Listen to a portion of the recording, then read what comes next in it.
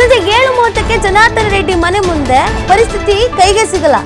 ಎರಡೂ ಪಕ್ಷಗಳ ಕಾರ್ಯಕರ್ತರು ಜಮಾವಣೆ ಆಗಿದ್ರಿಂದ ಪರಿಸ್ಥಿತಿ ವಿಕೋಪಕ್ಕೆ ಹೋಗ್ಬಿಡತ್ತೆ. ಲಾಠಿ ಚಾರ್ಜ್ ಮಾಡಿ ಜನರನ್ನ ಚದುರಿಸ್ತಾರೆ ಪೊಲೀಸರು. ರಾತ್ರಿ 8ರಿಂದ 8:15 ಸಮಯದಲ್ಲಿ ಮತ್ತೊಮ್ಮೆ ಫೈರಿಂಗ್ ಕೂಡ ಆಗತ್ತೆ. ಇಷ್ಟರ ಮಟ್ಟಿಗೆ ಅಲ್ಲಿ ಘರ್ಷಣೆ ಆಗತ್ತೆ, ಫೈರಿಂಗ್ ಆಗತ್ತೆ. ನಿಧಾನಕ್ಕೆ ಶುರು ಆಗಿದ್ದು ನೋಡಿ. ಕಾಂಗ್ರೆಸ್ನವರು ಮತ್ತು ಬಿಜೆಪಿಯವರು ಅಲ್ಲೇನೆ ಮಾತನಾಡ್ಕೊಳ್ಳೋಕೆ ಶುರು ಮಾಡ್ತಾರೆ, ತಳ್ಳಾಡೋದಕ್ಕೆ ಶುರು ಮಾಡ್ತಾರೆ. ಪೊಲೀಸರು ಮಧ್ಯದಲ್ಲೇ ಇದ್ದಾರೆ. ಪೊಲೀಸರು ಅಲ್ಲಿ ಇಲ್ಲೇ ಇಲ್ಲ ಅಂತ ಅಲ್ಲ, ಬಿಡಿಸೋ ಪ್ರಯತ್ನ ಮಾಡ್ತಾ ಇದ್ದಾರೆ, ಎಲ್ಲರೂ ತಡೆಯೋ ಪ್ರಯತ್ನ ಮಾಡ್ತಾ ಇದ್ದಾರೆ. ಆಗ ಫೈರಿಂಗ್ ಆಗೋದು. ಲಘು ಲಾಠಿ ಚಾರ್ಜನ್ನು ಕೂಡ ಮಾಡ್ತಾರೆ. ಆದರೆ ಯಾರು ಫೈರಿಂಗ್ ಮಾಡಿದ್ರು, ಎಲ್ಲಿಂದ ಮಾಡಿದ್ರು, ಯಾತಕ್ಕಾಗಿ ಮಾಡಿದ್ರು, ಅವ್ರ ಉದ್ದೇಶ ಏನಾಗಿತ್ತು, ಪ್ರೀ ಪ್ಲ್ಯಾನ್ಡಾ, ಮುಂಚಿತವಾಗಿ ಪ್ಲ್ಯಾನ್ ಮಾಡ್ಕೊಂಡಿದ್ರಾ, ಇದು ಪ್ರಶ್ನೆ. ಮಾಹಿತಿ ನೀಡ್ತಾರೆ ನಮ್ಮ ಪ್ರತಿನಿಧಿ ಸಿದ್ದು. ಈ ಘಟನೆ ಹೇಗೆ ಶುರು ಆಯಿತು ಅನ್ನೋದನ್ನ ಡೀಟೇಲ್ಸನ್ನು ನೀಡ್ತಾ ಇದ್ರೆ.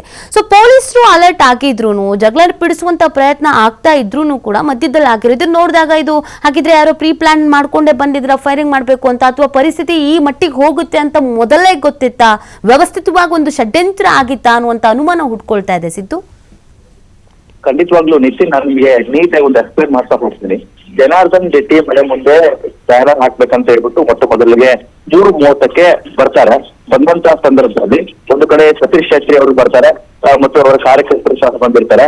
ಅದಾದ್ಮೇಲೆ 5:30ಕ್ಕೆ ಜನಾರ್ದನ್ ರೆಡ್ಡಿ ಅವರು ಏನ್ ಮಾಡ್ಬಿಡ್ತಾರೆ, ಅವ್ರ ಕಾರ್ಯಕರ್ತರು ತೆಗೆದುಕೊಂಡು ಬ್ಯಾನರ್ ಅನ್ನ ತೆಗೆದು ಹಾಕ್ಬಿಡ್ತಾರೆ.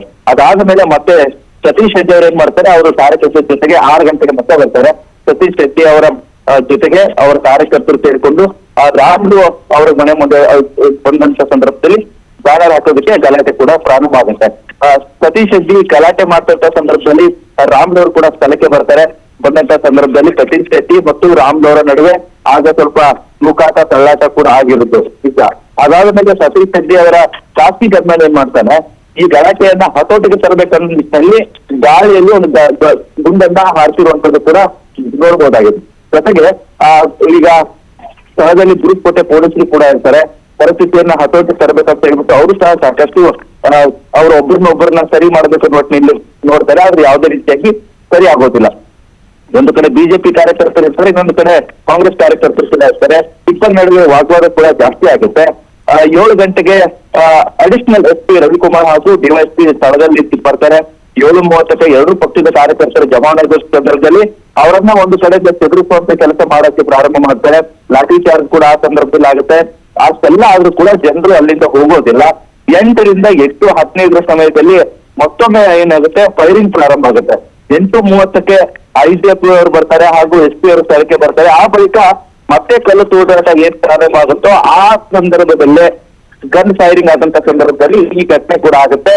ಯಾರ ಗನ್ನಿಂದ ಇದು ಫೈರ್ ಆಯ್ತು, ಯಾವ ರೀತಿಯಾಗಿ ಆತ ಸಾವನ್ನಪ್ಪಿತ್ತು ಅನ್ನುವಂಥದ್ದೇನಿಲ್ಲ. ಈಗ ತನಿಖೆ ಕೂಡ ಪ್ರಾರಂಭ ಆಗಿದೆ. ಪೊಲೀಸರು ಸಹ ಸಾಕಷ್ಟು ಬಾರಿ ಈ ಘಟನೆಯನ್ನ ಹತೋಟಿಗೆ ತರಬೇಕನ್ನುವ ನಿಟ್ಟಿನಲ್ಲಿ ಗಾಳಿಯಲ್ಲಿ ಕೂಡ ಗುಂಡನ್ನು ಹಾರಿಸಿದ್ರು. ಆದ್ರೆ ಅದು ಯಾವುದೇ ರೀತಿಯಾಗಿ ಹತೋಟಿಗೆ ಬರೋದಿಲ್ಲ, ಮತ್ತಷ್ಟು ಹೆಚ್ಚಾಗುತ್ತೆ. ಕೆಲವೊಂದಿಷ್ಟು ಜನರು ಕೂಡ ಗುಂಪಲ್ಲಿ ನಿಂತ್ಕೊಂಡಿರೋರು ಕಲ್ಲೆಸೆಯಕ್ಕೆ ಪ್ರಾರಂಭ ಮಾಡ್ತಾರೆ. ಈ ಕಡೆಯಿಂದ ಜನಾರ್ದನ್ ರೆಡ್ಡಿ ಅವರ ಮನೆ ಅಂತ ನಿಂತ್ಕೊಂಡಿರುವಂತ ಇಲ್ಲಿ ಕಾರ್ಯಕರ್ತರು ಕೂಡ ಕಲ್ಲಿಸುವಂತ ಕೆಲಸವನ್ನ ಮಾಡ್ತಾರೆ. ಆ ಕಲ್ಲು ತೂರಾಟದಲ್ಲಿ ಹತೋಟಿಗೆ ತರೋದಕ್ಕೆ ಪೊಲೀಸರು ಸಹ ಸಾಕಷ್ಟು ಕಷ್ಟ ಆಗುತ್ತೆ. ಅದಾದ ಮೇಲೆ ಆ ಪೊಲೀಸರಿಗೆ ಸಿಗೋದಿಲ್ಲ. ದಿಢೀರ್ ಅಂತ ಹೇಳ್ಬಿಟ್ಟು ಗಾಳಿಯಲ್ಲಿ ಗುಂಡನ್ನ ಪೊಲೀಸರು ಕೂಡ ಹಾರಿಸಕ್ಕೆ ಪ್ರಾರಂಭ ಮಾಡ್ತಾರೆ. ಜೊತೆಗೆ ಏನು ಖಾಸಗಿ ಸತೀಶ್ ರೆಡ್ಡಿ ಅವರ ಖಾಸಗಿ ಅಂಗರಕ್ಷಕರೇನಿದ್ದಾರೆ ಅವರು ಕೂಡ ಫೈರಿಂಗ್ ಮಾಡಿರ್ತಾರೆ. ಫೈರಿಂಗ್ ಮಾಡುವಂತ ಸಂದರ್ಭದಲ್ಲಿ ಆಗಿರ್ಬೋದು ಮತ್ತು ಯಾರು ಈ ಫೈರಿಂಗ್ ಮಾಡೋ ಸಂದರ್ಭದಲ್ಲಿ ಹತ್ಯೆ ಆದಂತ ರಾಜಶೇಖರ್ ಏನಿದ್ದಾನೆ ಆತನಿಗೆ ಗುಂಡಿ ತಗುಲಿತು. ಆ ತಗುಲಂತ ಸಂದರ್ಭದಲ್ಲಿ ಆತನನ್ನ ಆಸ್ಪತ್ರೆಗೆ ರವಾನೆ ಮಾಡಲಾಗುತ್ತೆ. ಆದ್ರೆ ಆತನ ಆಸ್ಪತ್ರೆಗೆ ಹೋದ್ರು ಕೂಡ ಬದುಕುಳಿಲ್ಲ. ಈ ಎಲ್ಲ ಘಟನೆಗಳನ್ನ ಗಮನಿಸ್ತಾ ಹೋದಂತ ಸಂದರ್ಭದಲ್ಲಿ FSL ನ ಅಧಿಕಾರಿಗಳು ಕೂಡ ಘಟನೆ ಆದ ಮೇಲೆ ಸ್ಥಳಕ್ಕೆ ಬಂದು ಭೇಟಿ ನೀಡಿ ಕೆಲವೊಂದಿಷ್ಟು ಮಾಹಿತಿಗಳನ್ನ ತೆಗೆದುಕೊಂಡಿದ್ದಾರೆ. ಈಗ ಮಾಹಿತಿ ಪ್ರಕಾರ ನೋಡ್ತಾ ಹೋದ್ರೆ ಈಗ ಯಾವುದೇ ರೀತಿಯಾಗಿ ಪೊಲೀಸರು ಫೈರ್ ಮಾಡಿದ ಏನಿದೆಯಲ್ಲ ಅದು ಗಾಳಿಯಲ್ಲಿ ತಿಂದು, ಆದ್ರೆ ಫೈರಿಂಗ್ ಮಾಡಿದಂತ ಖಾಸಗಿ ಗನ್ನಿಂದ ಫೈರಿಂಗ್ ಆಗಿದೆ ಅನ್ನುವಂಥದ್ದನ್ನ ಈಗ ಪೊಲೀಸ್ನ ಹಿರಿಯ ಅಧಿಕಾರಿಗಳು ಕೂಡ ಹೇಳ್ತಾ ಇದ್ದಾರೆ. ಅಧಿಕಾರಿಗಳು ಸಾಕಷ್ಟು ಈಗ ಉನ್ನತ ತನಿಖೆಯನ್ನ ಸಹ ಮಾಡ್ತಾ ಇದ್ದಾರೆ ಅಂತ ಹೇಳ್ಬೋದು. ಪ್ರೀತಿ, ಫೈನ್, ಥ್ಯಾಂಕ್ ಯು ಸಿದ್ದು ತಮ್ಮೆಲ್ಲ ಡೀಟೇಲ್ಸ್ಗಾಗಿ.